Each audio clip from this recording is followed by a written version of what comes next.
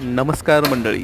तुम्हाला प्रश्न पडला असेल की या एस टी महामंडळाच्या गाड्यांची अवस्था अशी का झाली आहेत आणि लोक त्या गाड्यांना तोडत का आहेत. तर याच्या मागचं कारण आहे की 2021मध्ये एक नवीन पॉलिसी आली होती.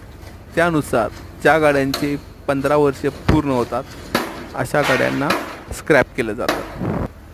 तर या स्क्रॅपिंग झालेल्या एस टी महामंडळ ऑनलाईन लिलाव लावते. या ऑनलाईन लिलावामध्ये खूप साऱ्या कंपन्या भाग घेतात. जी कंपनी जास्त बोली लावेल त्यांना हे जे एस टीचे सांगाडे आहेत, जी बॉडी आहे ती त्यांना दिली जाते. मग त्या बॉडीचे त्यांनी ॲल्युमिनियम, लोखंड असे वेगवेगळे धातू काढून त्यांना वितळवून ते पुनर्वापरतात. अशा पद्धतीने हे जे आता कामगार तुम्ही पाहत आहात ते तेच करत आहेत. ॲल्युमिनियम आणि लोखंड वेगळे करत आहेत.